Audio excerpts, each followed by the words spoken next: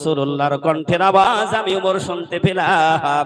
ডাক দিয়ে বলে, উমর, এতদিন আবু বকর ছিল আমার হিজরতের সাথী রে উমর, আজ থেকে আবু বকর হয়ে গেল আমার রওজার সাথী। জোরে বলুন না সুবহানাল্লাহ। এই জন্য আল্লাহর নবী, বিশ্ব নবী, একটা কথা শোন, আমার মৃত্যুর পরে আমার কবর দিবি আমার রাসূলের রওজার পাশে। ওমর ফারুক রাদিয়াল্লাহু তাআলা আনহু বলেছিলেন, ভাই তুমি যে কথা আমাকে বলেছো আমার সাহস হবে না, হিম্মত হবে না রাসূলের রওজার পাশে ওই জায়গার মাটির উপরে আমারে কব দেওয়া। কব বোঝেন তো? আমি ওখানের মাটির গায়ে হাত দিতে পারবো না, কারণ ওই মাটিতে কে ঘুমিয়ে আছেন তিনি হলেন রাহমাতাল লিল আলামিন। আওয়াজ দিয়ে বলুন না সুবহানাল্লাহ। যার সৃষ্টি না করলে तमाम পৃথিবী আসমান জমিন আমার আল্লাহ বানাইতো না। ওমর ডাক দিয়ে বলেন, আবু বকর ভাই, আমার তো সাহস হবে না, আর আমি কেমন করে আপনার ওখানে দেব? রাসূলের কাছে কি আপনার অনুমতি নেওয়া আছে নাকি? সুবহানাল্লাহ, জোরে বলেন। আপনার কি রাসূলের কাছে অনুমতি নেওয়া আছে নাকি? আবু বকর সিদ্দিক রাদিয়াল্লাহু তাআলা আনহু বলেন, অনুমতি তো সেদিন নিবি যেদিন আমি মৃত্যুবরণ করব, দুনিয়া থেকে চলে যাব। আমার লাশখানা নিয়ে গিয়ে জিজ্ঞাসা করবি রে উমর, আল্লাহর নবী যদি কথা বলে, আমার যদি অনুমতি দেয় ওখানে দিবি, যদি অনুমতি না দেয় যেখানে ইচ্ছা সেখানে আমারে রেখে দিস।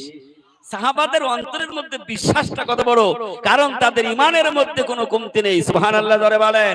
আর আমাদের ইমান আর কসুর পাতার পানি সমান। কথা বলেন না কেন? কত মজবুত ইমান একটু বোঝা যাবে। 11টা বাজু পেছনে কয়বার তাকাই। কথা বলেন না কেন? এই রাজ ময়দানে কোনোদিন আসি নাই, আজকে এসছি কাজা আদায় না করে আর বাড়ি যাব না। আমিরুল মুমিনিন ওমর ফারুক রাদিয়াল্লাহু তাআলা আনহু কথাগুলি সুন্দর করে শুনে নিলেন। আল্লাহ সুবহানাহু ওয়া তাআলা আবু বকর সিদ্দিককে নিয়ে নিলেন, কারণ আল্লাহ রাব্বুল আলামিনের বিধানের বাইরে কারোর কোনো ক্ষমতা নাই। আওয়াজ দিয়ে বলুন সুবহানাল্লাহ। তাহলে মৃত্যু কেউ ঠেকাইতে পারবে না, নির্দিষ্ট সময় যাইতে হবে। এ কথা কে বলেছে? দুনিয়ার কোনো পীর সাহেব বলে নাই, দুনিয়ার কোনো পয়গম্বর বলে নাই। এ কথা একমাত্র আল্লাহ সুবহানাহু ওয়া তাআলা কালাম পাকের মধ্যে বলে দিয়েছে। সুবহানাল্লাহ জোরে বলো।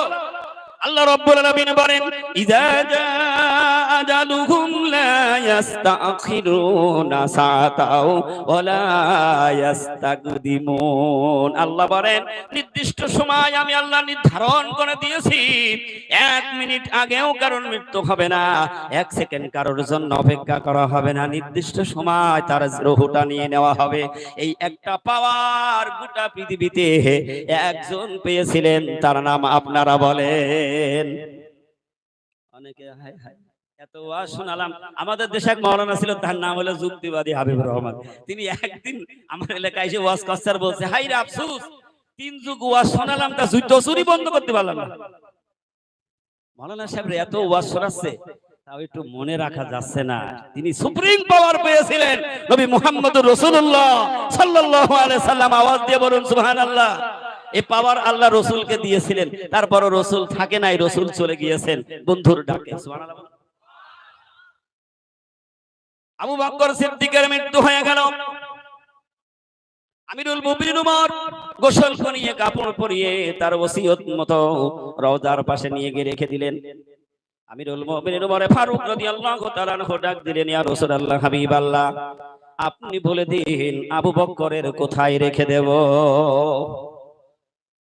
কিতাব প্রমাণ করেছে, আমিরুল মুমিনিন ওমর ফারুক রাদিয়াল্লাহু তাআলা আনহু বলেন, যখন আমি এই কথা বলে শেষ করলাম, রওজার মধ্য থেকে আল্লাহর নবী, বিশ্ব নবী জনাবে মুহাম্মদুর রাসূলুল্লাহর কণ্ঠের আওয়াজ আমি ওমর শুনতে পেলাম।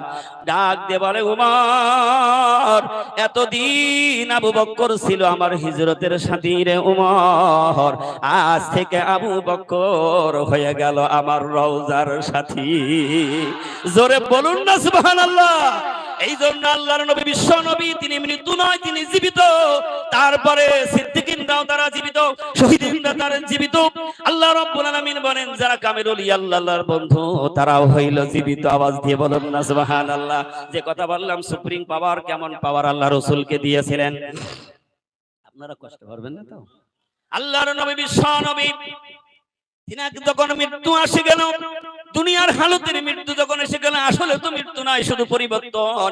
মালাকুল মউত রাসূলের হুজরার দরজায় দাঁড়িয়ে সালাম দিলেন আর বললেন, ইয়া রাসূলুল্লাহ, হাবিবাল্লাহ, আমি হইলাম আপনার কাছে নতুন ফেরেশতা।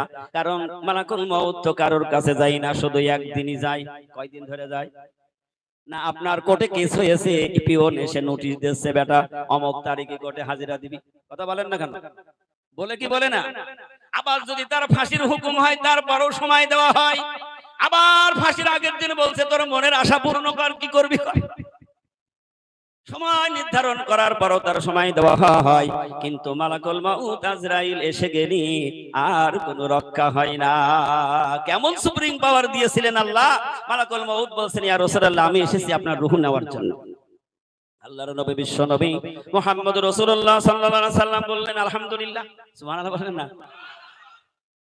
এবার নবীজি বলেন, মালাকুল মউত, তুমি আমার কাছে অনুমতি চেয়েছো, আমি নবী যদি অনুমতি না দেই তাহলে কি হবে বলো? মালাকুল মউত একবার বলে দিলেন, ইয়া রাসূলুল্লাহ, হাবিবাল্লাহ, আল্লাহ পাক আগেই আমাকে বলে দিয়েছে আমার রাসূলের কাছে অনুমতি নিবা, অনুমতি যদি না দেয় কোনো ডিস্টার্ব নেই, তুমি ফিরে চলে আসবা। এই সুপ্রিম পাওয়ার বাবা আদম থেকে নিয়ে এ পর্যন্ত পৃথিবীর কাউকে দেওয়া হয় নাই, একমাত্র নবী মুহাম্মদ রাসূলুল্লাহ সাল্লাল্লাহু আলাইহি সাল্লাম। আল্লাহর নবী যদি কিয়ামত পর্যন্ত হায়াত চাইতেন, আল্লাহ কখনো না করতেন না। সুবহানাল্লাহ।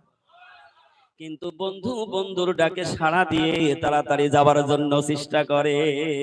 কথা বলুন ঠিক না ঠিক? কোন প্রেমিক যদি প্রেমিকার রাত 12টায় যদি টেলিফোন করে, ওর ঘুম তো হারাম হয়ে যায়। কথা বলেন না কেন?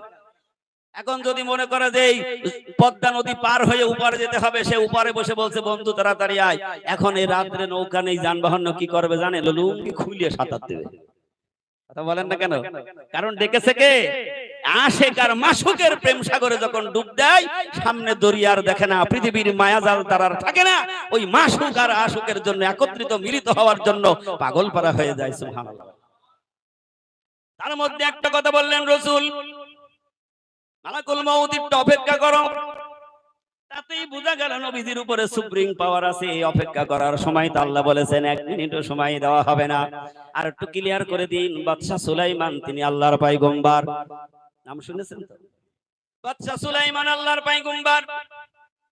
তিনার মৃত্যুর আগ মুহূর্তে তিনি মসজিদে আকসা নির্মাণের জন্য কাজ শুরু করে দিয়েছে।